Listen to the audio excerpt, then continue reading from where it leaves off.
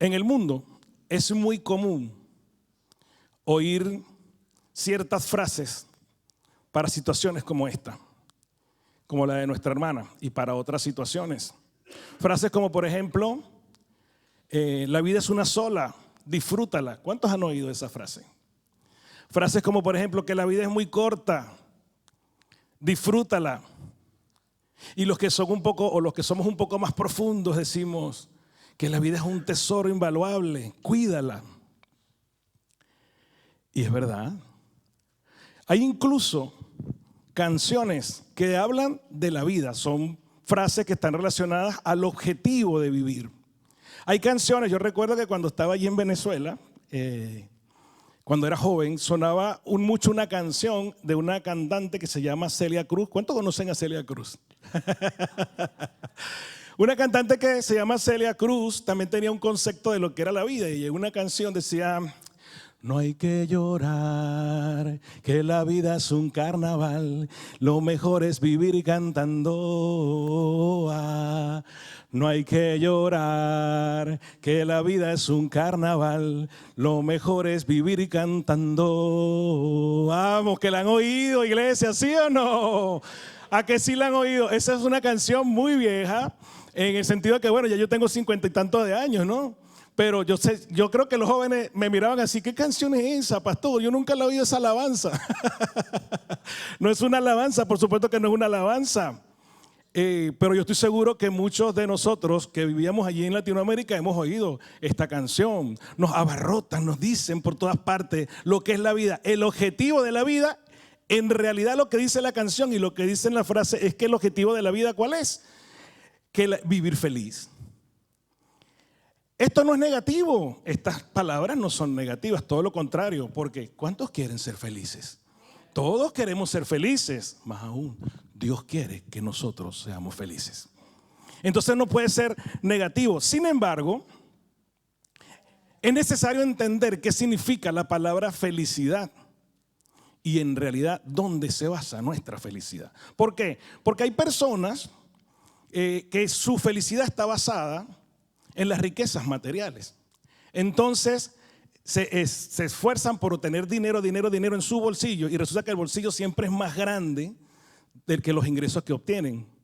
Nunca llenan el bolsillo. Hay otras personas cuya felicidad depende de las relaciones sentimentales y las relaciones sociales que tengan. Entonces, cuando se rompe un matrimonio, cuando se rompe una amistad, cuando se rompe un noviazgo, ya no son felices. O incluso cuando hablamos de relaciones sociales, hay personas que son felices cuando les dan like. ¿Se acuerdan? Del influencer. Cuando son buenos influencers, cuando hacen una publicación y todo el mundo le da like, son felices. Entonces, si nadie le da me gusta, si nadie le da like, ya no se sienten felices. Y porque ahí es donde está su felicidad. Todos, aunque el concepto que tengamos sea diferente, aunque la fuente sea diferente, la realidad es que todos vamos en busca de la felicidad. Todos vamos buscando la felicidad. Es como una película. ¿Conocen la película? En busca de la felicidad. Es una película muy buena. Yo les recomiendo que la vean. No es cristiana, pero tiene un buen tema. Si os gusta ver películas, yo se las recomiendo. Si no la quieren ver, no pasa nada. Pero hay un libro que también habla acerca de la felicidad. Y también te lo quiero recomendar. Es este libro. Este libro habla de la felicidad. Este libro nos muestra especialmente en los 4 evangelios, Mateo, Marcos, Lucas, Juan. Les iba a hacer esa pregunta a ver si se la sabían, cuáles eran los 4 evangelios. Pero bueno, ya la dije yo. En los 4 evangelios la Biblia nos muestra la vida de Jesús. Y ¿sabes una cosa? Si hubo un hombre feliz en este mundo, se llamaba Jesucristo. Cuando leemos los 4 evangelios, vemos que Jesús en una oportunidad dijo: el Hijo del Hombre no tiene dónde recostar su cabeza. ¿Qué quería decir Jesús con eso? Que no tenía riquezas materiales, que no tenía ni una casa propia. La Biblia no dice que Jesús se haya comprado una casa. De hecho, ¿cómo se va a comprar una casa? Tendría que tener varias, porque se la pasaba viajando por todas partes. No había necesidad de que tuviese una casa, pero es que tampoco tenía dónde recostar la cabeza. También, si leemos los evangelios, nos podemos dar cuenta, o sabremos, que Jesús fue negado por Pedro. que Jesús fue traicionado por Judas. Pero Jesús sabía eso. Su alma también estaba triste, ¿sí o no? Pero cuando leemos los evangelios también nos damos cuenta que Jesús alcanzó su propósito en esta tierra. Y en el texto que leímos anteriormente, ¿qué dice Jesús? Dice, mi alma está turbada. Jesús alcanzó su propósito en esta tierra. Es decir, Jesús conoció el propósito de vivir aún en medio de su tristeza, de su dolor, de su llanto, de la traición, de las acusaciones, de los momentos difíciles. Jesús siempre fue feliz. ¿Por qué? Porque estaba centrado en su propósito. Y Él quiere en esta mañana decirnos que nosotros también tenemos que centrarnos en nuestro propósito, a pesar de las dificultades. Lo primero que vamos a hablar es que a pesar de las dificultades, nosotros podemos alcanzar nuestro propósito siendo felices. Jesús dice, mi alma está turbada. Y esto es un poco extraño, ¿no? Porque hace unas semanas vimos que Jesús llegó a Jerusalén y le habían dado alabanza. Además vimos que los fariseos se rindieron, prácticamente estaban en una actitud de fracaso diciendo, mira, todos van detrás de él. ¿Se acuerdan del burro? ¿Cuántos se acuerdan del burro?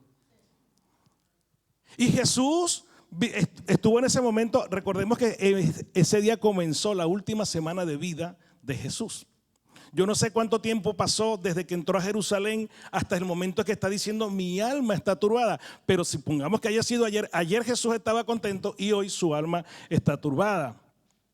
¿Cómo puede ser que el creador del mundo, el dueño del universo, el que lo acaban de recibir con alabanza, ahora se sienta su alma turbada? ¿A qué se debía la angustia de Jesús? ¿A qué se debía la angustia del Señor?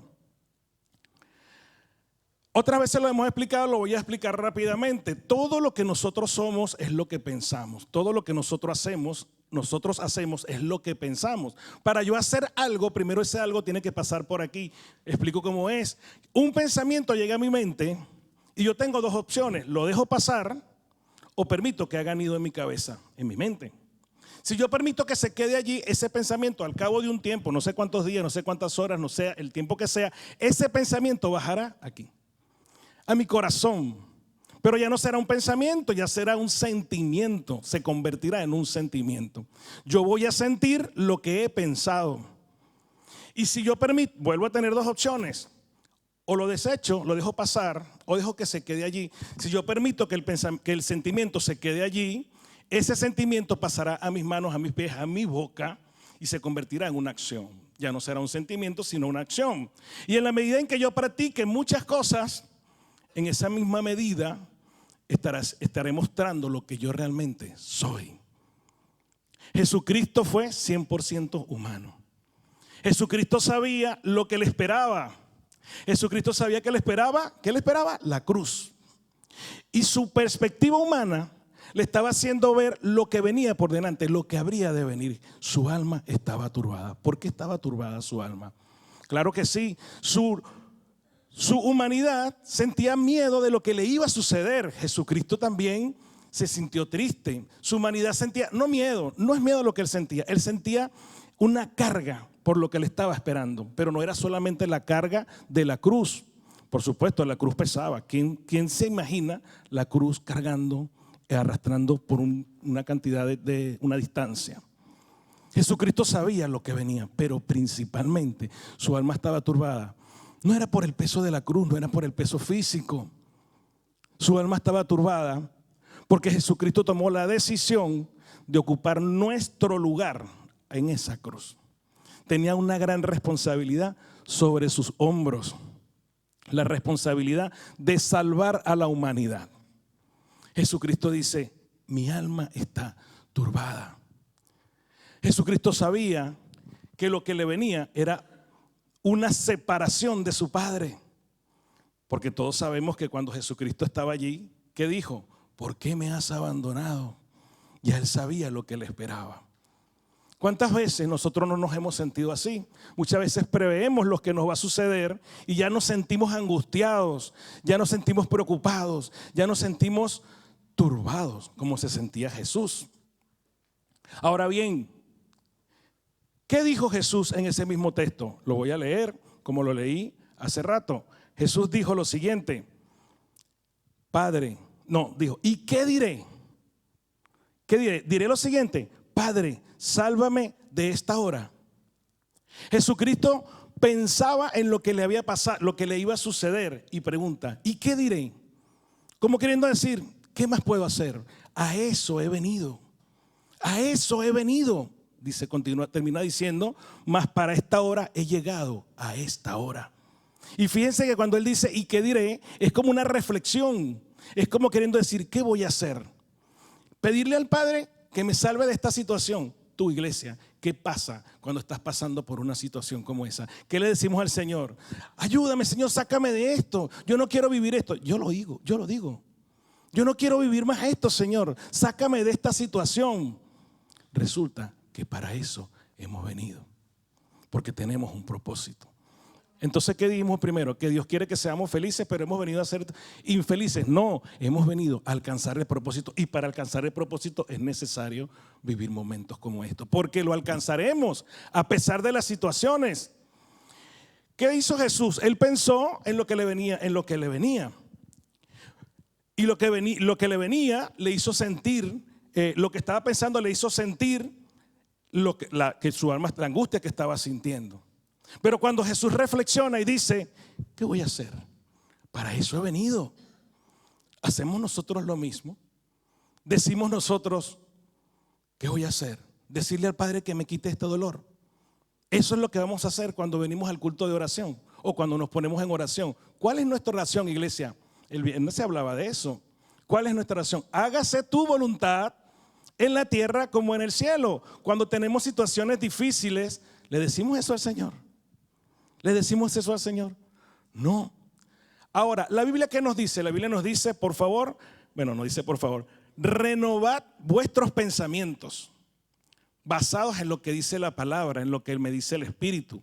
Cuando me pase una situación similar, yo llevo mis pensamientos a lo que dice la palabra y renovo mis pensamientos. Y esos pensamientos van a hacer y esos pensamientos cuando lleguen a mi corazón, me van a hacer sentir el gozo que el Espíritu Santo me quiere hacer sentir. El gozo que el Espíritu Santo me va a producir en medio de las dificultades. Aunque mi alma esté angustiada, el Espíritu Santo va a traer gozo. Pero si tú no lo piensas, si tú no lo crees, no habrá gozo en tu corazón. Porque entonces Jesús nos está diciendo que nosotros tenemos que renovar nuestros pensamientos, porque cuando yo pienso en lo que dice la palabra, en mi corazón habrá gozo. Y ese gozo, obviamente, es permanente, no es momentáneo. Es un gozo que nos ofrece el Espíritu Santo en la medida en que nosotros lo estamos sintiendo. Entonces Jesús dijo, para esto he llegado a esta hora. ¿Para qué llegó Jesús a esta hora? Para salvarnos. Y ahora yo te quiero preguntar, ¿para qué tú has llegado a esta hora? ¿Para qué tú has venido en esta mañana a este lugar? Lo decíamos esta mañana en el estudio bíblico. ¿Para qué has venido? Muchas personas esta mañana dijeron aprender, adorar, alabar, a disfrutar de la compañía de mi hermano. También hemos venido a eso, ¿sí o no? Hemos venido a muchas cosas en esta mañana. Y todas esas cosas son ¿para qué? Para crecer. ¿Para crecer para qué? Para llegar al propósito que el Señor tiene para nosotros. Todo lo que nosotros hacemos tiene que tener un objetivo, iglesia. Todo. Yo no puedo caminar si no sé hacia dónde voy. En esta mañana el Señor quiere que sepamos cuál es tu propósito, iglesia. ¿Cuál es tu propósito? El Señor continúa diciendo, Padre, glorifica tu nombre. Y con esto Jesús le está diciendo a Dios, Padre, que se haga tu voluntad. Y fíjense lo que Jesús le está diciendo, Padre. Si Jesús le dice Padre es porque Él es el Hijo. ¿Cuántos son hijos de Dios en este lugar? Y cuando Él le dice Padre, glorifica tu nombre, le está diciendo que haga su voluntad. ¿Y cuál era la voluntad del Padre? Que Jesús fuera a esa cruz, fuera crucificado, que Jesús fuera resucitado y entonces salvara a la humanidad. Eso que Jesús iba a hacer en la cruz, aunque su alma estaba afligida, lo que Jesús iba a hacer en la cruz lo iba a convertir en el Salvador del mundo. O sea que Jesús era dos cosas, Hijo de Dios y Salvador. Y Jesús tenía claro que Él era Hijo de Dios cuando le dice Padre y que además Él tenía que salvar a la humanidad. Bueno, yo digo tenía, Él quería, más que tenía, Él quería, Él deseaba salvarte a ti, a ti, a ti, a ti, a todos, a cada uno de nosotros. Jesús tenía sus ojos puestos en ese propósito. Que su alma estaba afligida, no pasa nada. Me siento afligido, pero ¿qué voy a decirte, Padre? Que me quites esta aflicción. Bueno, pero no te voy a decir que me quites el propósito que tienes conmigo. ¿Alguna vez tú has pensado en eso? Señor, yo no quiero. Señor, yo no quiero seguir lo que me dijiste que hiciera. No quiero, Señor. No quiero, me duele mucho. Me da pereza. No tengo trabajo. No, Señor, no quiero seguir. Yo quiero seguir en mi voluntad, no en la tuya. Jesús le dijo que se haga tu voluntad y no la mía. Y sigue, continúa diciendo el texto que cuando Jesús dijo eso, fíjense que cuando Él está diciendo que se haga su voluntad, está ¿qué? Hablando con Dios. ¿Qué decíamos el viernes? ¿Qué es la oración, iglesia? La oración es hablar con el Señor. La oración no es hacer palabras repetidas, repetidas, repetidas, como suelen hacer algunas doctrinas. Padre nuestro que estás en los cielos, santificado sea tu nombre. Eso no es orar. Eso es aprenderse algo de memoria y repetirlo, y repetirlo, y repetirlo. Jesús le dice que se haga tu voluntad, glorifica tu nombre. Entonces fíjense lo que pasa en ese momento. Cuando Jesús dice eso, había una multitud, por cierto, viendo lo que estaba sucediendo. Cuando Jesús dice eso, Dios le responde: ya lo he glorificado y lo volveré a glorificar. Si quieres leerlo, si los tienes allí. Ya lo he glorificado y lo volveré a glorificar. Y fíjense lo que sucede. La multitud que está allí dice: es un trueno. Oyeron la voz de Dios, pero dicen es un trueno. Y otros de la multitud decían: es un ángel que le está hablando. ¿Qué quiere decir esto? Imagínense la escena. Ellos están viendo a Jesús diciendo: Padre, glorifica tu nombre, y suena un ruido. Ellos dicen es un ángel. Ellos sí oyeron lo que dijo Jesús, pero no oyeron lo que dijo Dios. Ellos creyeron que era un trueno o que era un ángel, pero nunca pensaron que era la voz de Dios. Entonces Jesús les dice: perdonen, lo que ustedes están oyendo no vino para mí, es por vuestra causa, es para ustedes, iglesia. En esta mañana lo que tú estás oyendo en este lugar es para ti, es para cada uno de nosotros. Recíbelo en tu corazón, recíbelo. Esta palabra es para ti, no es para el hermano que está al lado, no es para el que no vino, no es para tu papá ni para tu mamá, es para ti. Recíbela en tu corazón. Porque Jesús le dijo eso mismo a ellos: esto vino a causa de vosotros, esta voz vino a causa de vosotros. Ahora bien, ¿por qué nosotros, qué tenemos que hacer nosotros para llegar al propósito que Jesús tiene para nosotros, que el Señor tiene para nosotros? Primeramente, entregarle nuestra vida al Señor. Porque yo no sé si te pasó igual que a mí, cuando comenzamos a caminar en el camino de Dios, también oímos frases que nos pueden sonar un poco repetidas, ¿no? Seguro que oíste: Dios tiene un propósito para ti. ¿A que sí? Dios tiene un propósito para ti. Como la canción repetida, como las frases que dijimos: Dios tiene un propósito para ti. Dios tiene un propósito para ti, para ti, para ti tiene un propósito, que no soy yo, es otro propósito. Dios tiene un propósito con cada uno de nosotros. Y aunque te suene repetida, es la verdad, es la realidad. Pero también es cierto, como dijimos anteriormente, que para alcanzar ese propósito vamos a pasar dificultades. El propósito tiene varios amigos. ¿Sabes quiénes son? Obstáculos. Los obstáculos y el propósito son medio amigos. Y los obstáculos trabajan en función del propósito para que se atraviesen en tu camino y tú te tropieces. Y tú te asustes, tú tengas miedo y digas: no lo puedo pasar, no podré llegar al propósito. Los obstáculos tienen que estar. Ahora bien, si yo comencé ahí el camino cristiano,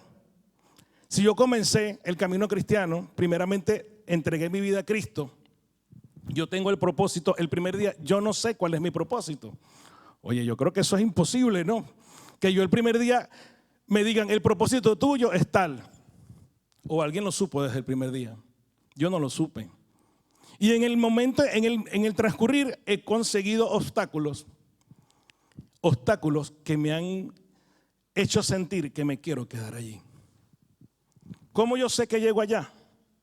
permaneciendo en Cristo. Tengo que permanecer en Cristo. Y al final vamos a ver por qué además tenemos que permanecer en Cristo. Tengo que permanecer en Cristo. ¿Qué significa permanecer en Cristo? ¿Seguir yendo a la iglesia? No.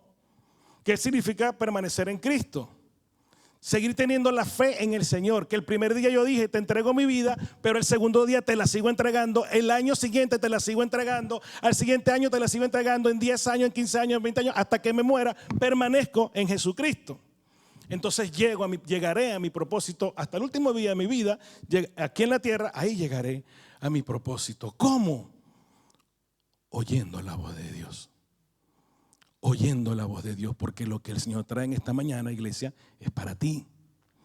Cuando tú oyes la voz de Dios, la haces tuya, la abrazas lo que te está diciendo y la pones en práctica. Jesucristo le dijo, que se haga tu voluntad. Él aprendió de su Padre.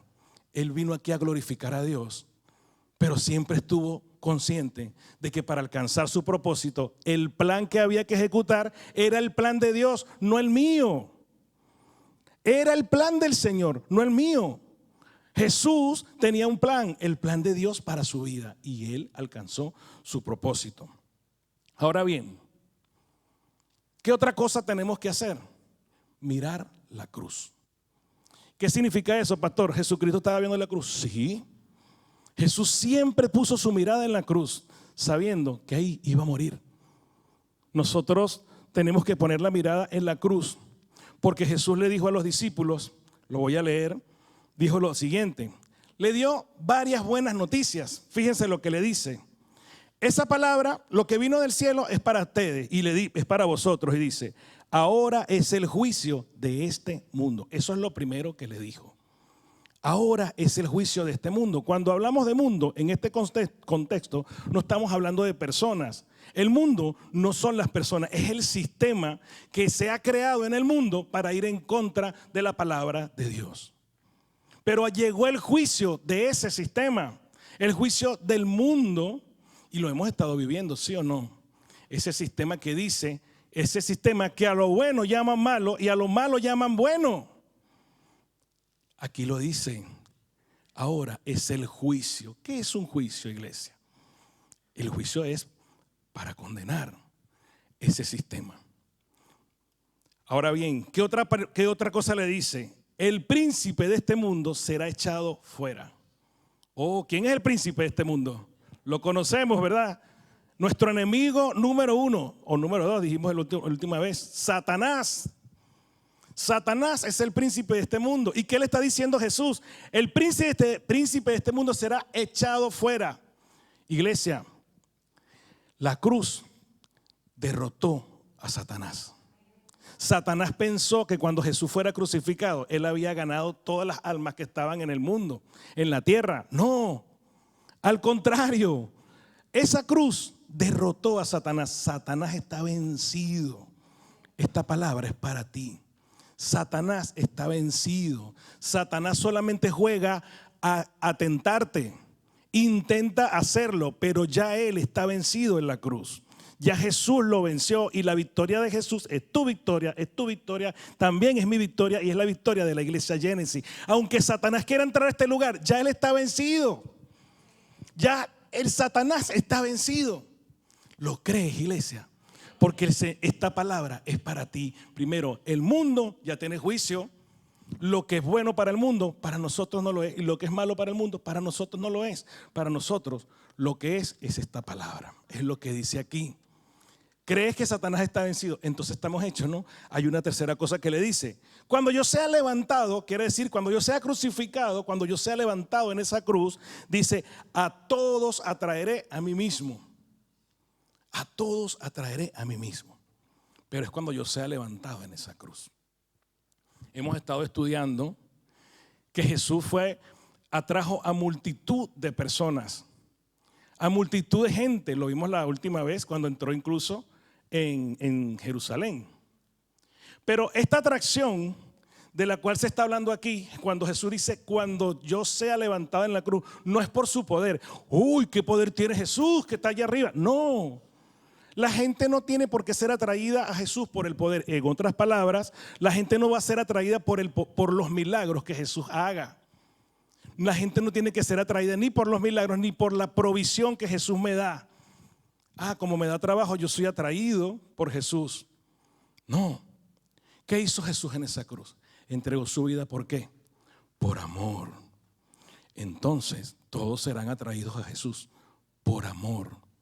Y nosotros hemos sido llamados a predicar el evangelio. Esta mañana que decíamos en el estudio bíblico, a conversar el evangelio. Me ha encantado lo que dice. Ha sido bastante fresco. A conversar el evangelio. Entonces, en realidad lo que nos va a traer a Jesús es el amor. Si tú has llegado a los pies de Cristo por el milagro, tengo que decirte que eso puede ser producto de lo que se te predicó. Por eso tenemos que hablar, y lo dijimos la última vez, de Jesucristo, de su obra redentora en la cruz. Porque el que yo te dé dinero, el que yo te ayude en la iglesia, el que te ayudemos en la iglesia, bueno, no hablo de nosotros, hablo de los que están afuera. Podemos hacerlo con amor, pero eso no le va a dar la salvación a nadie. La salvación se la va a dar Jesucristo. Y ya se la está regalando porque ya entregó su vida en la cruz. En realidad, Él va a ser todos, y la que dice, todos serán atraídos hacia mí. ¿Qué quiere decir esto, iglesia? Y aquí está una muy buena noticia. Todos, cuando dice todo, es que ni uno se va a salvar. No hay una criatura en el mundo que no se vaya a enterar del evangelio de Jesucristo. Aleluya, hermano, gloria a Dios. ¿Qué quiere decir eso? Que ni tu papá, ni tu mamá, ni tu hermano, ni tus hijos están excluidos. Todos se van a enterar de la obra redentora de Jesús ahí en la cruz. Todos. Y todos tienen que ser atraídos por esa obra. Todos tienen que ser atraídos por la cruz. No dañemos, no intentemos dañar ese propósito del Señor. No lo vamos a poder hacer porque nosotros no tenemos más poder que Él. ¿A qué me refiero cuando no intentemos dañar? No prediquemos lo que no es. Prediquemos el amor del Señor en esa cruz. Porque cuando yo predico el amor de Jesús en la cruz, entonces la gente se va a sentir atraída. Porque si hay algo que necesitamos los seres humanos, ¿qué es? Pan, comida, ropa, dinero. ¿Qué necesitamos? Amor. Y el amor nos lo da el Señor. Permanecemos en Él, permanecemos en su palabra. ¿Y qué hemos dicho? Mirando la cruz. Cuando Él les da todas estas noticias, les está diciendo, mira la cruz. Y en esta mañana te está diciendo, iglesia, mira la cruz. No te está diciendo que mires la cruz física. Si tú tienes un crucifijo en tu cuello, perfecto, míralo, contémplalo, todo lo que tú quieras. Pero mirar la cruz es entender, es reconocer, es aceptar, es agradecer lo que Jesús hizo en esa cruz. Ese sacrificio. Ahora bien, ya para ir terminando, el propósito se tiene que alcanzar. ¿Cuántos creen eso? Sí o sí. No hay dos opciones. El propósito se tiene que alcanzar. El Señor nos va a llevar a alcanzar ese propósito. Pero nosotros tenemos que hacer algo. En los siguientes textos Jesús le habla de dos cosas, de la luz y de las tinieblas. Todos conocemos la luz, ¿sí o no? ¿Conocemos las tinieblas? No. Conocemos las tinieblas, iglesia. Antes de llegar a los pies de Cristo, estábamos en tinieblas. Antes de llegar a los pies de Cristo, éramos esclavos del pecado. Esos son tinieblas. Antes de llegar a los pies de Cristo no veíamos la luz. Pero Él nos dio la luz. Y el texto que no hemos terminado de leer, que lo vais a leer en casa, dice que nosotros tenemos que creer en la luz. ¿Para qué? Para ser hijos de luz. Ciertamente, todos los seres humanos van a ser atraídos por Jesús. ¿Cuál es la mala noticia? Que no todos van a creer en Él. No todos van a ser salvos. Pastor, mi mamá tampoco. No lo sé. Mi hermano tampoco. Mi tío tampoco. No lo sé. Pero lo que sí sé es que para que ellos sean salvos, ellos tienen que creer en la luz, creer en Jesucristo. ¿Cuál es el propósito, iglesia? ¿Cuál es el propósito que nosotros tenemos? Dice, para ser hijos de luz. Para ser, ese para me está diciendo a mí que yo tengo que llegar allí. Yo tengo que llegar a ser un hijo de luz. Ahora bien, en el texto dice lo siguiente: porque el que anda en tinieblas no sabe a dónde va. Esta mañana hablábamos de eso. Cuando yo me despierto, hoy domingo, ¿sabías a dónde ibas? A calle Méndez Núñez 27. ¿Sabías, verdad? Si tú te levantabas esta mañana y no tenías claro a dónde ibas a ir, probablemente no ibas a llegar aquí.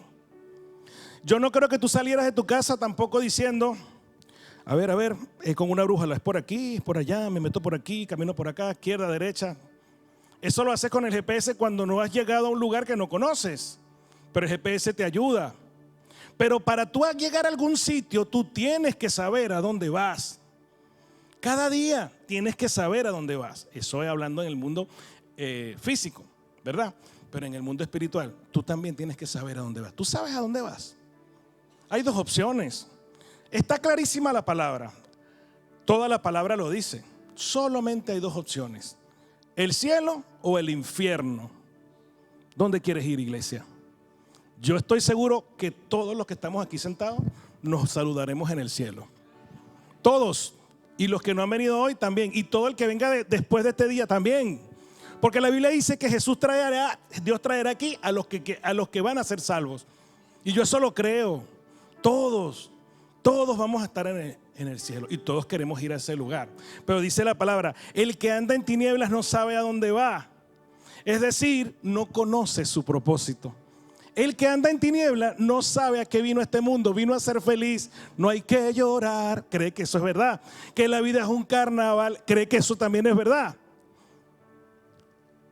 Cree que la vida es corta. Que hay que disfrutarla. Ahora, en el mundo te dicen, tienes que disfrutar la vida. ¿Cómo? ¿Cómo tienes que disfrutar la vida? Hombre, véngase, vámonos para la discoteca. Vamos a ser felices en la discoteca. Tengo que disfrutar mi vida.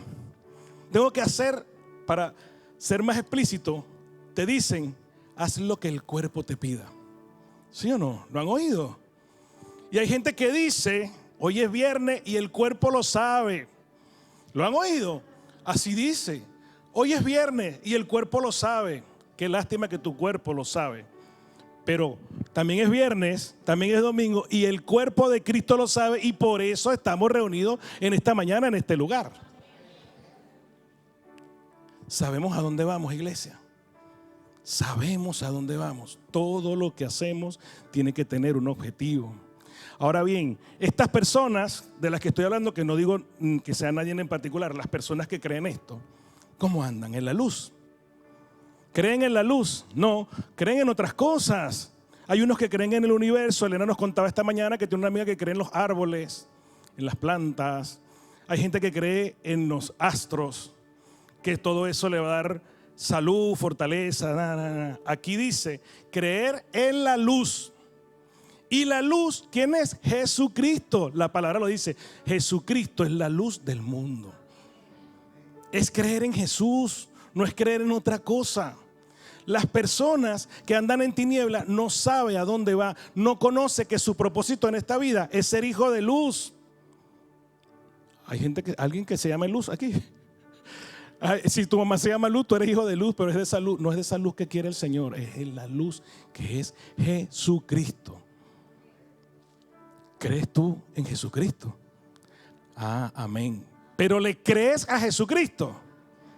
Porque no se trata de creer en Jesús, de solo creer en Jesús. Yo tengo amigos que no son cristianos que dicen, el lunes, comenté esta mañana, el lunes un compañero de trabajo me dijo, yo creo en Dios. Ahora, ¿le crees a Dios? Porque creer en Dios es creer que Él es tu Salvador, pero creerle a Dios es creer que Él es tu Señor. Y si Él es tu Señor, tú has venido a este mundo a servir a Dios, a servir a Jesucristo. Entonces, sirviéndole a Jesucristo, alcanzarás el propósito. ¿Cuál propósito? Yo no te estoy diciendo cuál es tu propósito. Tú tienes que estar recibiendo en esta mañana de parte del Espíritu Santo cuál es tu propósito en este mundo.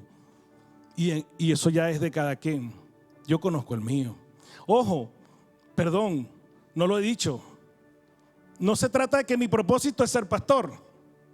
Eso forma parte del plan de Dios. No se trata de que mi propósito es tocar el piano. No, ese no es mi propósito. Eso forma parte del plan de Dios. No se trata de que mi propósito es cantar, mi propósito es alabar. Eso forma parte del plan de Dios. Lo siento, pero ese no es tu propósito. Eso sí te lo puedo decir, pero tú tienes que saber cuál es tu propósito. Tú tienes que conocer tu propósito. Y sabes una cosa,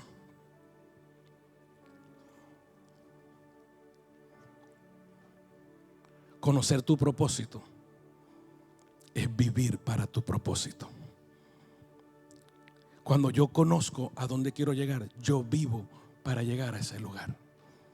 Cuando yo conocí a mi mujer, que era mi novia, y yo quería conquistarla, yo vivía para conquistarla. Bueno, después de casado también, a veces no, a veces se me olvida, ¿no? A muchos maridos a veces se nos olvida, ¿no? Que la mujer que Dios te dio sigue siendo tu amada. Ahora es tu esposa, antes fue tu novia. A veces cuando te casas ya no la tratas igual. Conoces tu propósito, iglesia. Conocer el propósito es vivir para Él. Es vivir para el propósito. Jesucristo vivió para su propósito. Hay dos opciones, el cielo o el infierno. ¿A dónde quieres ir? Las personas que están en tinieblas, cuando dice que no saben a dónde van, es que no se imaginan a dónde van a llegar. En cambio, los hijos de Dios, los hijos de luz, sí sabemos a dónde vamos a llegar. ¿A dónde vamos a llegar? A la vida eterna, a reinar con Cristo en los cielos. Eso es tu propósito. Allí queremos llegar. Ya yo llegué, pastor, porque ya yo acepté a Cristo en mi corazón. Perfecto. Hemos dado el primer paso. Pero tengo que permanecer en Él. Lo repito, no es permanecer en la iglesia, es permanecer en Cristo, que Él sea parte de mi vida. Cuando yo conozco mi propósito, aprendo a abrazarlo, amarlo. Aprendo a que no puedo vivir sin eso. Aprendo a que cada mañana, cuando yo me despierto, ¿cuál es mi primera decisión del día? Una decisión que me llevará al propósito. A que cada noche, cuando yo me acuesto, ¿cuál será mi propósito de mañana? Algo que me lleve a alcanzar el propósito. ¿Cuál será mi decisión de mañana? Lo que me lleve a alcanzar mi propósito. Para finalizar, algo que escribí. A pesar de las dificultades, podemos vivir en este mundo siendo felices, sabiendo que al final de nuestro camino encontraremos la verdadera felicidad y nos quedaremos con esa felicidad eternamente. Al final llegaremos a la meta que Dios desea para nosotros. Continuando el camino con nuestro corazón lleno de gozo y de paz. Que el Señor te bendiga, iglesia. Que el Señor te fortalezca para alcanzar el propósito que Él tiene para ti.